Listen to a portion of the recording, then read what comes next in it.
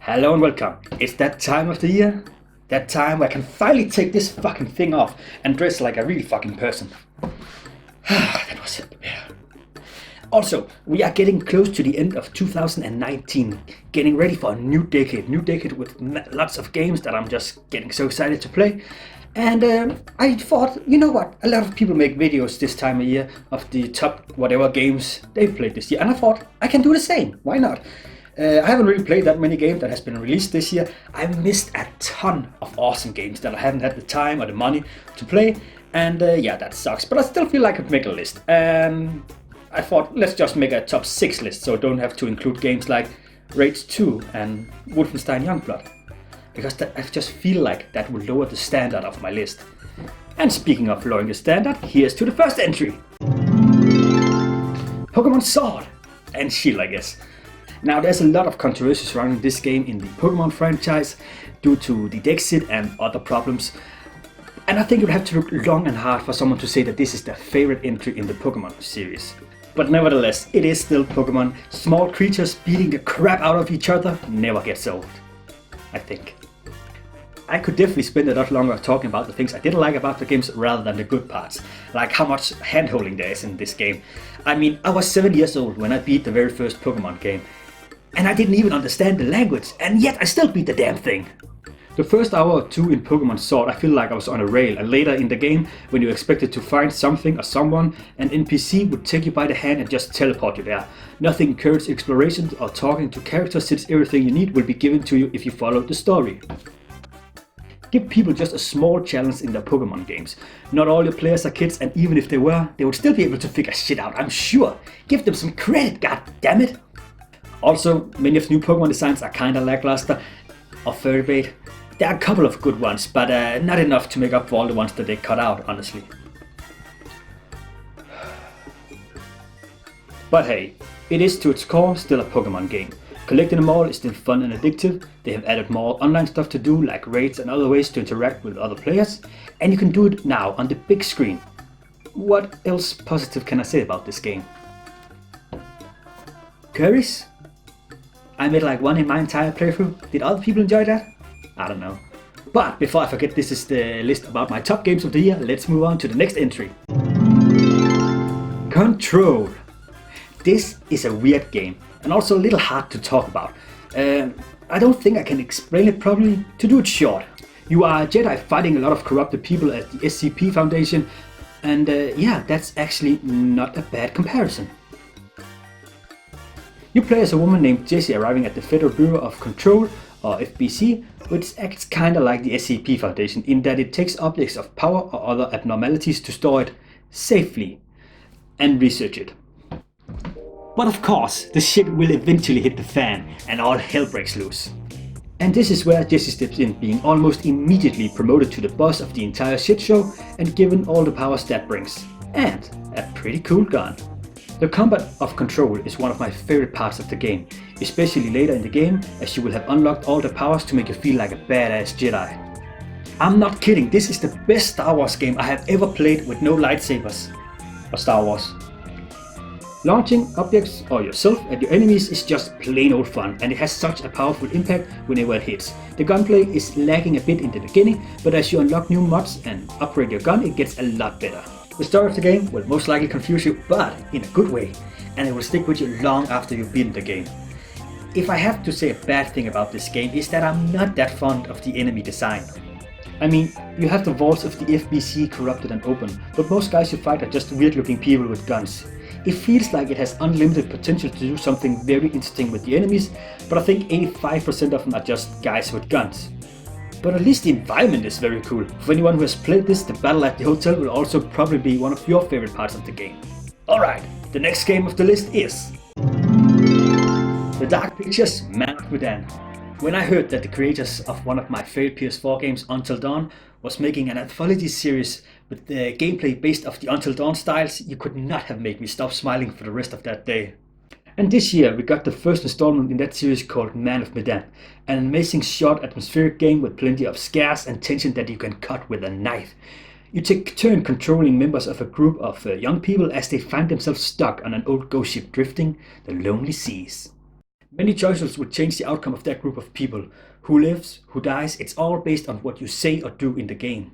I feel like this game they made a bit easier to fail compared to Until Dawn, but when the game is only 4 to 6 hours long, it seems like that's fair, as you can go back to where you failed once you've beaten the game and try to do better on your next run. And as a game collector who's woefully behind on playing most of my games, I can't express how much I appreciate a short, sweet little game like this that you could beat in one evening. It makes me so happy. I will say the twist of the game is very obvious. I think I guessed it in the first 20 minutes of my playtime. It is so obvious that as I was sitting there playing, getting near to reveal, that I thought, nah, it can't be that. It's gotta be something else. That's not a twist. But at last, it was the twist. All in all, I think this game was great. Good scares, great atmosphere, and just a perfect runtime. And it was pretty cheap at release. I just wish there was more horror games that would take place on a boat or a ship. I mean, we have like Cold Fear and Resident Evil Revelation, I think? I haven't played that one, so I don't know. But enough about this shit. Let's move on to the next game on the list. The Outer Worlds. Obsidian Entertainment is the folks behind one of my favorite games of all time, Fallout New Vegas. And this year they released another first-person shooter that looked like it would be the spiritual successor to New Vegas. And what else can I say except they knocked it out of the fucking park. The Outer Worlds yet again shows what Obsidian can do with a small budget. The worlds look fantastic and so colorful, such a contrast to the grey and brown of so many other modern shooters. One of my biggest fears before the release was the combat. It looked pretty rough and like there was no weight in the guns, but playing it was surprisingly well done. I mean, it's no Doom, but the guns and the melee weapons were really nice and felt good to use. But the true star of the show was without any doubt the writing of the game.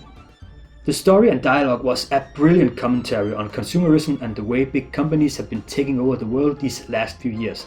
But it is also home to a lot of funny and interesting characters that are really likable, many of whom you can talk to and get an idea of their role in this world. And of course, there will be loot. A lot of it, however, seems kinda needless, especially on medium or lower difficulties. I mean, maybe you appreciate it more on the Supernova difficulty, I don't know, I haven't played that. But I didn't feel inclined to check everything for loot, and I'm usually a loot whore. I would also have liked a few more weapon and armor designs instead of just using the same model and calling it Mark II or whatever, and giving it more damage. That just seems a little lazy. But this is still one of the best games of the year, and it has been a long time since I last had a game where I was hoping for DLC. So please Obsidian, get on that! I love the Metro series. It is one of my favorite first-person shooter franchises of all time. And this year we got Metro Exodus, which in my opinion is the best one in the series. And it is also the best FPS I've played this year. It leaves the familiar cramped Metro and takes you into small open worlds. There will also be small linear missions like in the first games, with plenty of dark imagery and more atmosphere than you can handle. But the game will let you play around on big open maps to let you explore like crazy. You will explore a swamp, desert and a big ass forest, and everything will look beautiful while you're doing it. I played this on my PS4 Pro, but if you have a PC that can handle this, damn, you will be looking at one pretty game. And yes, it is worth using the Epic Store to play this. Just saying. The weapons feel heavy and real, and it's just such a treat every time you shoot someone, and you won't be doing it alone. You are accompanied by a small group of survivors from the Metro and others you meet on your travels on the Aurora. I'm not saying that right, am I? Aurora. Fuck. Between missions you can talk to these characters, or rather they will talk to you since you are a silent protagonist, and you can't help but fall in love with these people. Usually there's always that one little prick you can't stand, but no. I want them all to survive and find happiness in the wasteland. I'm personally one who is suffering from open world fatigue. I am so tired of climbing lookout towers and defeating enemy camps, but I just didn't feel it in this game. Like at all. I enjoyed every gunfight and loved taking in the view from the lookouts and collecting all the materials to upgrade your guns. It's weird, I know. But while we are talking about the guns, I wish there would have been a little more variety. I remember for one of the previous games that I got a gun made out of a bicycle, and I just thought we would get a lot more like that once we left the Metro. Cool guns people have made from that random shit they had laying around. Also, the game stutters quite a lot on the PS4 and there are a lot of small visual glitches, but it's nothing a veteran console gamer can't ignore. Overall, this might be one of my favorite FPSs of all time. Now we have arrived at the main event, and what else could it be other than Devil May Cry 5? this game. I have waited so long for this game. I had so freaking high hopes for this game. And to have it come out and exceed all that and more, it just blows my mind. The most satisfying combat in a hack and slash game that I have ever played. Beautiful settings and awesome enemy design. I am totally in love with this game. Also, it has an auto mode for people like me who loves Devil May Cry but suck at it. It will make you look good and feel good at the game until you look at the big auto letters at the top of the screen to remind you that in reality you suck. This time you'll be playing through the story mode with 3 different characters. Of course there's the big fish himself, Dante, who plays a lot like previous games except just better, with new weapons and old weapons making a comeback. There's Nero, who is making a comeback from the last game. He has been changed a bit. Instead of having his demon arm, he will be using a lot of different robot arms that each feel different and unique. And in my opinion, it's just an improvement from the last game. And lastly, we have V, the mysterious character who is obviously not the person you think he is. V! And I must admit that when I first saw his design and behavior, I was very put off by it. But then I played him. He uses minions to fight for him in a very unique combat style, and he's probably my favorite character to play as. When he first gets going with the combo, he's like a killing machine. And it's a Devil May Cry game, so yes, the bosses are great, of course. Especially the last boss. It will be a challenge, but one of the best in the entire franchise. Not kidding. I don't think I can say a single bad thing about this game. V is a wannabe edgelord, and that's about it. He who desires but act not breeds pestilence. I've always thought that the third game was my favorite game in the franchise, and after playing Devil May Cry 5, I think it might have tipped the scale. I have to play the third one again, but damn, I think it has. Don't you dare say it, jackpot!